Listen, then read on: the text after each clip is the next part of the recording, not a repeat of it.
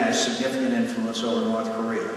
And it's time we told our Chinese, the Chinese, that they have to, if they're interested in peace in the region, rein in the North Koreans. The Japanese have no recourse but to develop their own missile capability if they're threatened by North Korea. They will also have to develop ballistic missile defenses. And by the way, this is also an argument for the United States of America to continue our development of missile defenses. It's and as this nuclear capability spreads around the world, and I'll be glad to talk about Iran if you want to later in our discussions, but it's obviously become a larger and larger problem. Nations acquiring nuclear capability and the missiles with which to deliver, which argues for us to develop missile defense systems, which we've had a lot of difficulty doing. It's a very difficult technology, but I think we have to continue. Second issue I want to talk to you about is spending. My friends, I come to you as a proud Republican to tell you that I'm embarrassed and ashamed that we have allowed spending to lurch completely out of control. I've often said that the Congress in the United States, our Congress spends money like a drunken sailor, but I never knew a sailor drunk or sober with the imagination of some of our members of Congress today. My favorite pork barrel project lately was the $3 million we decided to spend to study the DNA of bears in Montana. I don't know if that was a paternity issue or a criminal issue, but we shouldn't be spending this kind of money. We've had a huge expansion in the size of government and in spending, and we've got to stop it, and stop it now.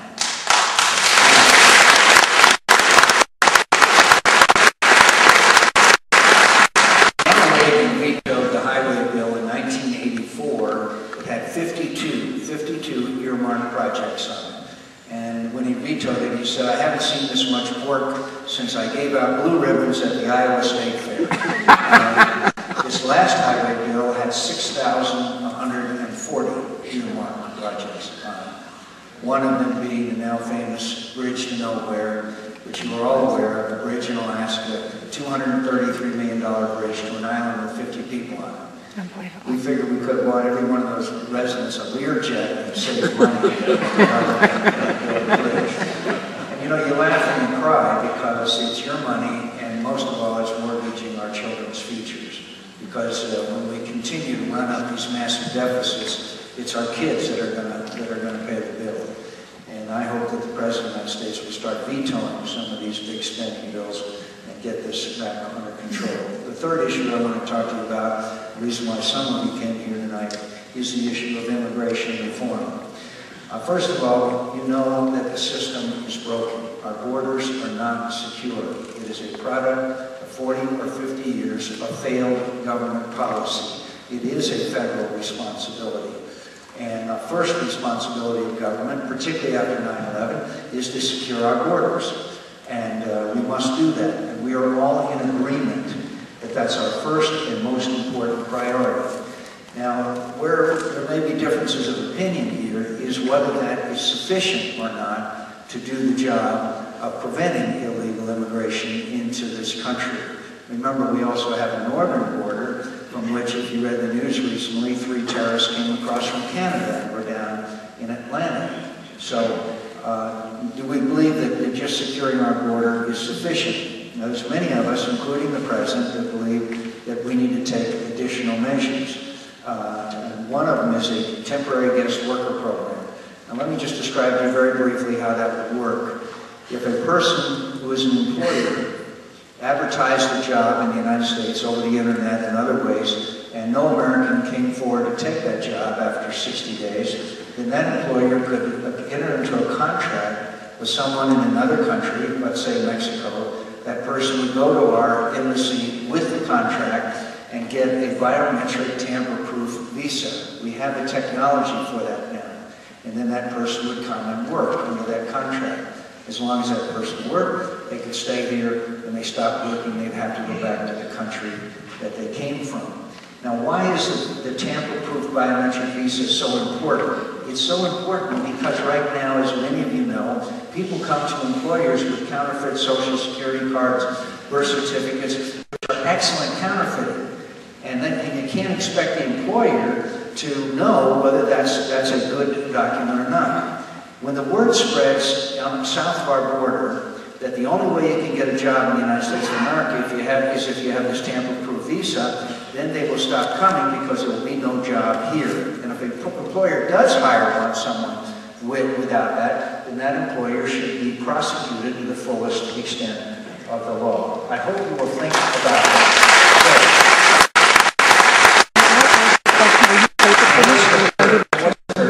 What do you do about the 11 million people that are washing around America and have come here illegally because of failed government policies? It isn't the mayor's fault, or the city council's fault, or the county supervisor's fault. It's the federal government's fault.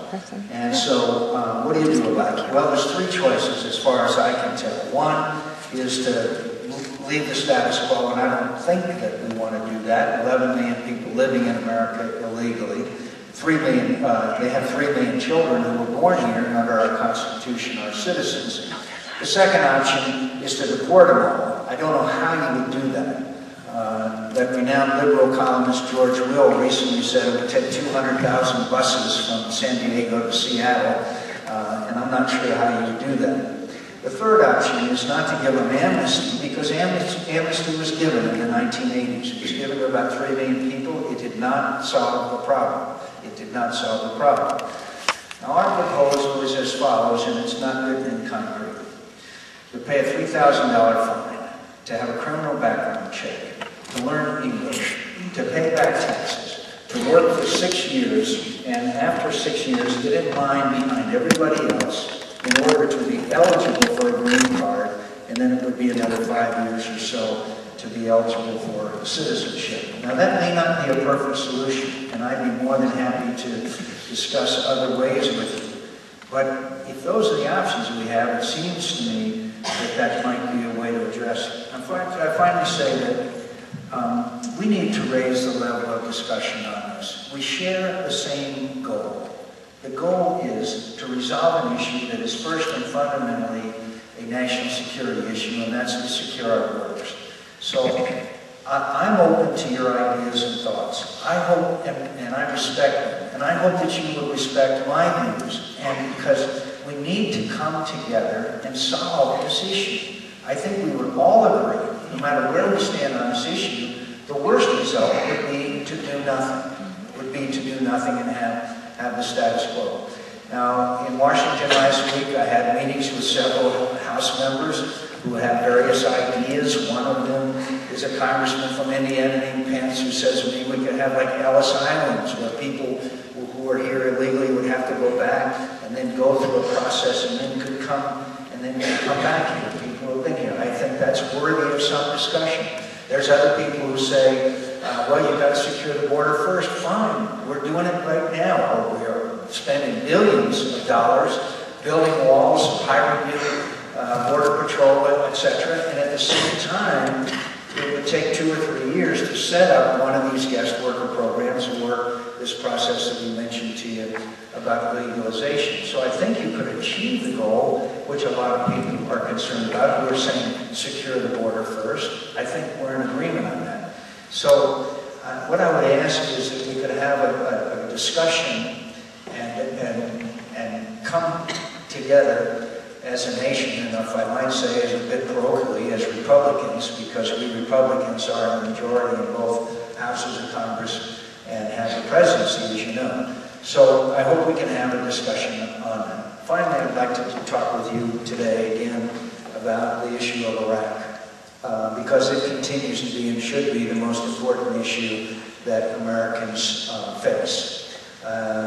We know that obviously we have shed an enormous amount of American blood and sacrificed our American treasure in the war in Iraq. And it certainly hasn't gone the way we wanted it to. And we've made many mistakes. Many mistakes were made in the conduct of this war, and I would be glad to talk to you